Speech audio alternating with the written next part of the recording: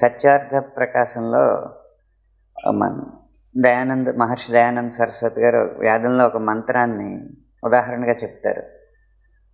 సాయం సాయం గృహపతిర్నో అగ్ని ప్రాతః ప్రాతః సౌమనస్య దాత.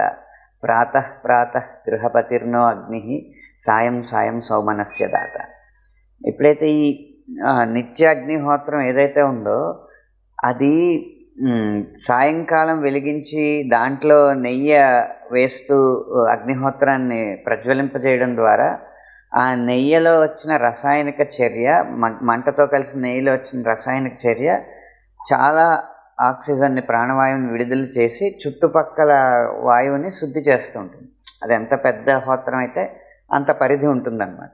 అలా ప్రతి ఇంట్లో గనక అగ్నిహోత్రం వెలుగుతూ ఉంటే, లేదా కొన్ని ఇళ్లలోకి వదిలి ఒక గొప్ప విద్యావంతుడి ఇంట్లో, విబుధుడి ఇంట్లో గనక అగ్నిహోత్రం వెలుగుతూ ఉంటే ఆ చుట్టుపక్కల గాలి అంతా శుద్ధి జరుగుతూ ఉంటుంది. అది ఎంత అంటే సాయంత్రం వెలిగించిన అగ్ని తెల్లవారుజాము వరకు గాలిని శుద్ధి చేస్తుంది, తెల్లవారుజాము వెలిగించిన అగ్ని సాయంకాలం వరకు గాలిని శుద్ధి చేస్తుంది.